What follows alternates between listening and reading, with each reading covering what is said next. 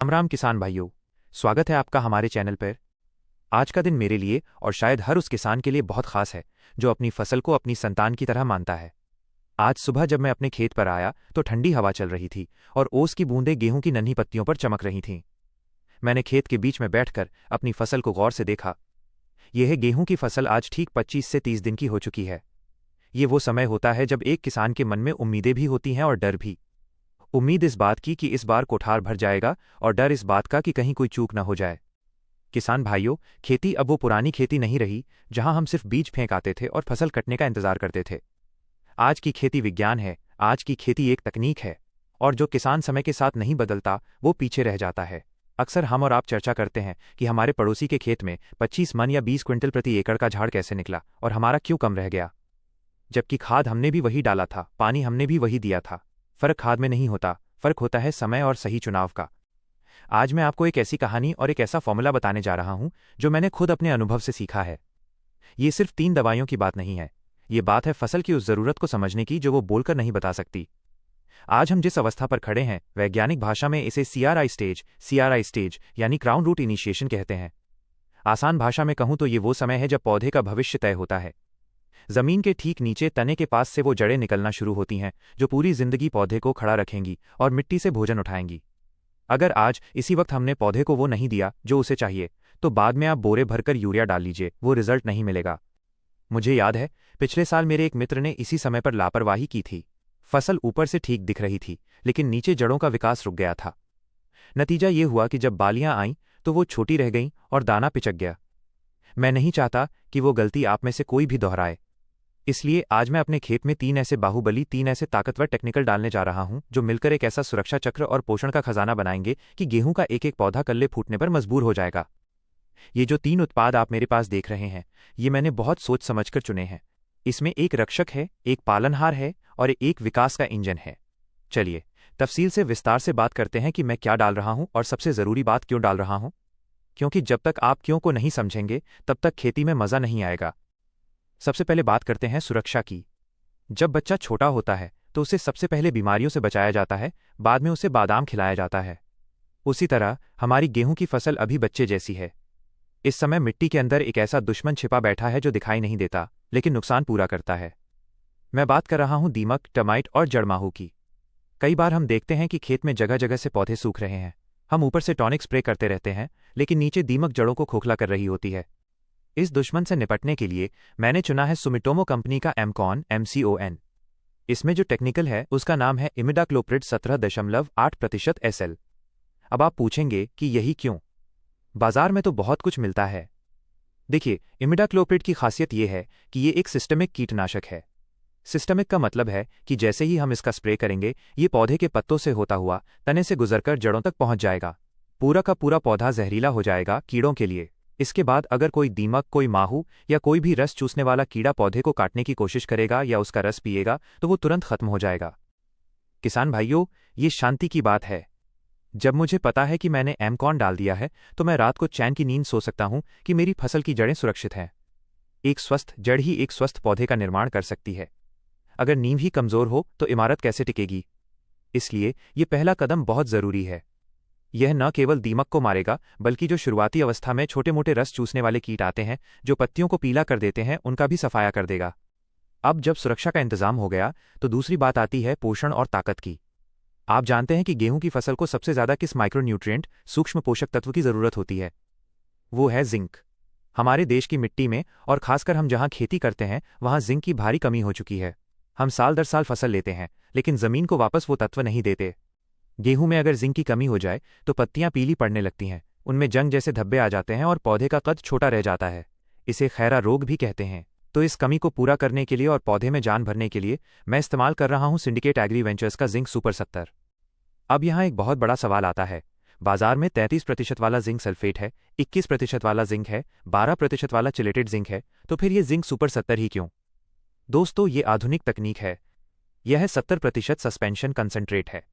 इसकी सबसे बड़ी खूबी यह है कि इसके कण बहुत ही बारीक माइक्रोन साइज के होते हैं। जब हम दानेदार जिंक जमीन में डालते हैं तो वो घुलने में और पौधे तक पहुंचने में बहुत समय लेता है। कई बार तो वो मिट्टी में ही फिक्स हो जाता है और पौधे को मिलता ही नहीं। लेकिन ये लिक्विड जिंक जब हम स्प्रे करते हैं तो ये सीधे पत्तियों के स्टोमेटा छिद्रों के जरिए पौधे के खून में मिल जाता है।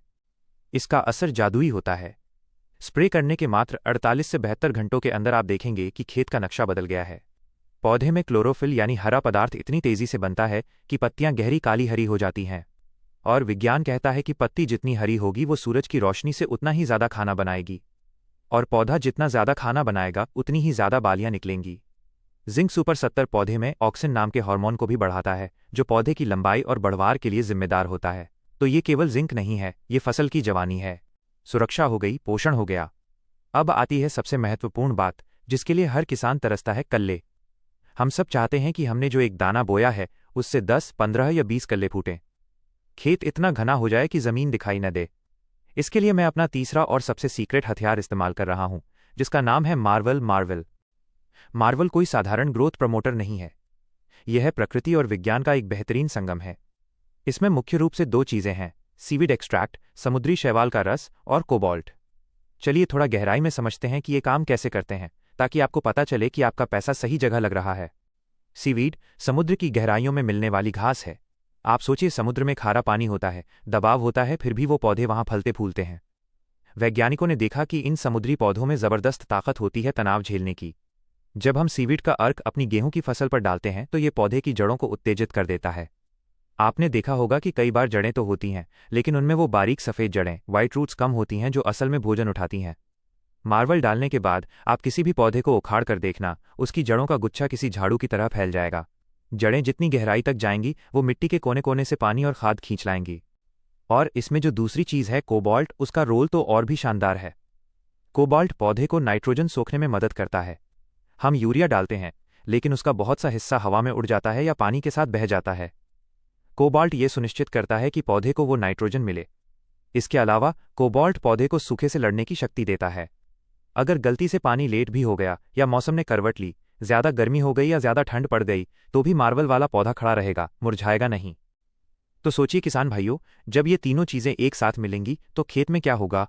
एक तरफ एमकॉन कीड़ों को पास नहीं फटकने देगा, दूसरी तरफ जिंक सुपर 70 पौधे को हरा भरा और स्वस्थ रखेगा, और तीसरी तरफ मार्वल जड़ों का जाल बिछा देगा और नए नए कल्ले फोड़ेगा। इसे कहते हैं संपूर्ण समाधान। इसे कहते हैं स्मार्ट खेती। अब मैं आपको बताता हूं कि इसे इस्तेमाल कैसे करना है, क्योंकि अच्छी से अच्छी दवाई भी अगर गलत तरीके से डाली जाए तो वो जहर बन सकती है या फिर बेअसर हो सकती है। यह बहुत महत्वपूर्ण हिस्सा है, इसे ध्यान से सुनिएगा। सबसे पहली बात, नमी। खेत में पैर धंसने चाहिए। सूखे खेत में कभी भी स्प्रे न करें। अगर आपने अभी पहला पानी लगाया है और जमीन गीली है तो ये स्प्रे करने का सर्वोत्तम समय है। अगर खेत सूखा है तो पहले सिंचाई करें, और जब पैर टिकने लायक जमीन हो जाए तब स्प्रे करें। अब बात करते हैं घोल बनाने की। आपको इन तीनों को एक ही टंकी में मिलाकर डालना है, लेकिन मिलाने का एक तरीका होता है। सबसे पहले आप एक बाल्टी में थोड़ा सा पानी लें, उसमें पहले एमकॉन कीटनाशक को डालें और अच्छी तरह लकड़ी के डंडे से मिलाएं। कीटनाशक हमेशा पहले घुलना चाहिए। उसके बाद आप उसमें जिंक सुपर 70 डालें। चूंकि ये गाढ़ा होता है, इसे डालने से पहले बोतल को बहुत जोर से हिलाएं ताकि नीचे बैठी हुई दवाई मिक्स हो जाए, और अंत में आप उसमें मार्वल डालें। मात्रा का बहुत ध्यान रखें। जो मात्रा मैंने वीडियो की शुरुआत में बताई है या जो आपके डिब्बे पर लिखी है, उसका कड़ाई से पालन करें। न कम न ज्यादा। ज्यादा डालने से पत्तियां जल सकती हैं और कम डालने से असर नहीं होगा। आमतौर पर हम 150 से 200 लीटर पानी 1 एकड़ के लिए इस्तेमाल करते हैं। पानी साफ होना चाहिए। गंदा या कीचड़ वाला पानी दवाई के असर को आधा कर देता है। स्प्रे करते समय नोजल का भी ध्यान रखें। कट नोजल या फ्लड जेट नोजल का इस्तेमाल करें ताकि बूंदें मोटी बने और पौधे पर टिकें। बहुत बारीक धुएं जैसा स्प्रे हवा में उड़ जाता है। आपको आराम से चलना है, ये सुनिश्चित करते हुए कि हर एक पौधा, हर एक पत्ती भीग जाए। कोई भी कोना छूटना नहीं चाहिए। किसान भाइयों, खेती में लागत लगती है, मेहनत लगती है, पसीना लगता है। मैं जानता हूं कि ये दवाइयां मुफ्त नहीं आती, जेब ढीली होती है, लेकिन मैं इसे खर्चा नहीं, मैं इसे निवेश मानता हूं, इन्वेस्टमेंट मानता हूं। आज अगर हम प्रति एकड़ 500 या 700 रुपये ज्यादा लगा रहे हैं और उसके बदले में हमें 2 क्विंटल गेहूं ज्यादा मिलता है तो वो मुनाफा ही है। और मुनाफे से भी बड़ी चीज है मन की संतुष्टि। जब आप शाम को अपने खेत के किनारे खड़े होकर देखेंगे और हवा के झोंके के साथ आपकी लहलहाती गहरी हरी घनी फसल झूमेगी, तो सारी थकान उतर जाएगी। वो खुशी अनमोल है। मैं अक्सर सुनता हूं कि खेती घाटे का सौदा है।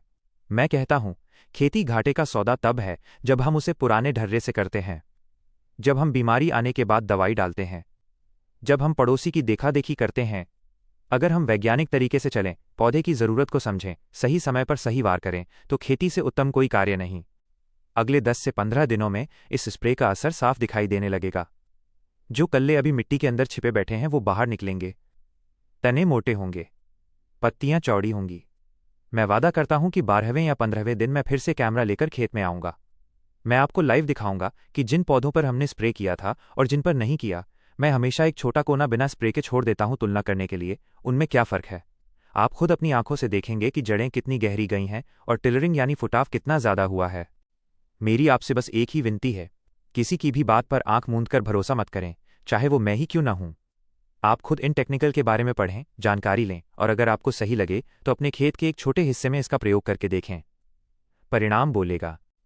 किसान भाइयों, ये समय सोने का नहीं है, ये समय जागने का है और अपनी फसल को जगाने का है। उठिए, अपना स्प्रे पंप उठाइए और अपनी फसल को वो खुराक दीजिए जिसकी वो हकदार है। क्योंकि जब किसान का खेत हरा होता है, तभी देश खुशहाल होता है।